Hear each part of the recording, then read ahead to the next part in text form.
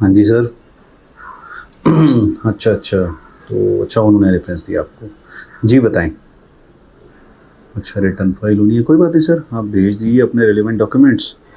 Salary है, ठीक है, फॉर्म 16 भेज दीजिए, जो भी आपके शेयर में सेल परचेस है वो भेज दीजिए, बाकी जो रिलेवेंट डिडक्शंस है वो भेज दीजिए। देख लेंगे ओल्ड रिजाइम न्यू रिजाइम में किस में बेनिफिशियल है, कोई हाउसिंग लोन वगैरह हो तो वो भी भेज देना, तो उसके भी डिडक्शन मिल जाती है। तो भेज दो आप ये सब। ₹1,00,000 TDS कटा है तो कोई बात नहीं सर, जो भी रिलेवेंट चीज़ होगी वो एडजस्ट होके आपको मिल जाएगी। अच्छा, पूरा रिफंड सर, ये कौन सी भाषा बोल रहे हैं, पूरा रिफंड चाहिए ही चाहिए सर? नहीं नहीं नहीं नहीं नहीं, डिडक्शन जो आपकी लेजिटिमेट है, एक्चुअल है, वही दिखाई जाएंगी ना। ऐसे थोड़ी कि कुछ भी डिडक्शन दिखा दो। नहीं सर नहीं है, जो आप जिस पहले रिफ़ंड आते थे, कुछ है आप किसी कंसल्टेंट या किसी XYZ बंदे से कराते थे सर, वो जानने में मुझे इंटरेस्ट नहीं है, ठीक है, कि वो कैसे करता था क्या करता था। मुझे ये पता है कि मुझे कैसे करने हैं। तो सर उस चीज़ की अगर आप आशा करके आ रहे हैं कि पूरा रिफ़ंड आएगा, तो सर आप सॉरी, मैं आपकी हेल्प नहीं कर सकता। Thank you. तो भाई साहब, चाहिए आपको भी पूरा रिफ़ंड? देखो कैसे कैसे कॉल्स आते हैं यार लोगों को, कैसे कैसे कॉल्स, रिटर्न फाइल करवानी है बट इनको चाहिए पूरा रिफ़ंड। ₹1,00,000 कट गया इनका TDS। कैसे चाहिए ये कहते हैं जी, डाल दो मेरे रिटर्न में फेक डिडक्शंस। क्या वर्ड यूज़ करा मैंने? Fake deductions. तो इस वीडियो के माध्यम से मैं आप लोगों को ये बताना चाहता हूँ कि अब वो ज़माने ख़त्म हो गए, ठीक है, जब इनकम टैक्स अवेयर नहीं होता था या इनकम टैक्स आपको नोटिस नहीं भेजता था या आप कुछ भी कर देते थे रिटर्न के अंदर। नहीं, अब ऐसा नहीं चलेगा।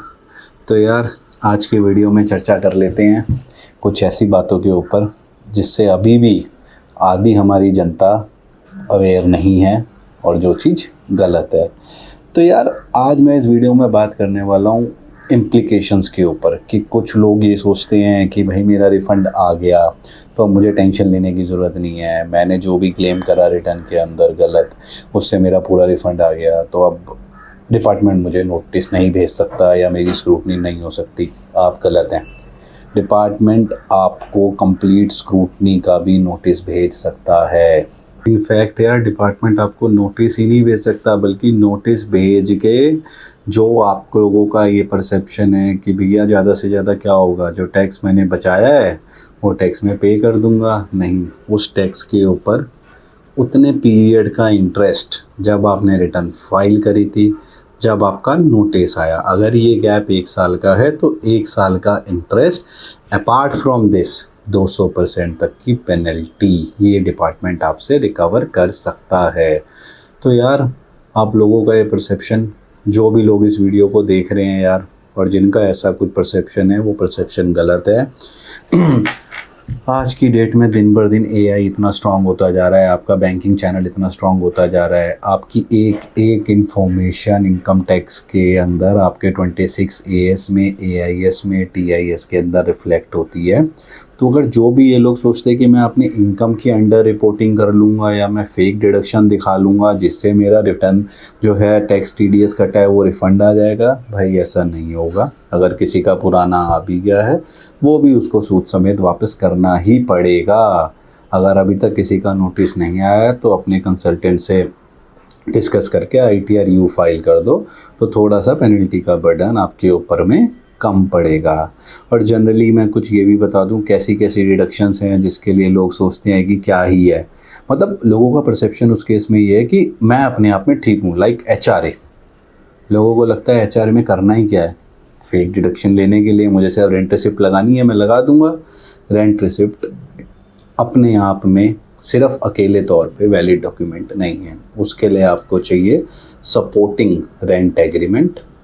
अगर आपका रेंट एनुअली 1 लाख से ऊपर है तो आपको चाहिए ऑनर का पैन कार्ड, उसके अलावा actual bank transfer from your bank account. ये एक बेसिक रिक्वायरमेंट है जो लोग उसको मतलब क्या करते हैं, इग्नोर सा कर जाते हैं कि छोड़ो ना, कोई बात नहीं, मेरे पास रेंट रिसिप्ट तो है, ये इनफ है, मैं कंपनी में दे दूंगा, कंपनी ने HRA क्लेम करवा दिया और उसके बाद में मैं बच गया। नहीं, ऐसा नहीं है।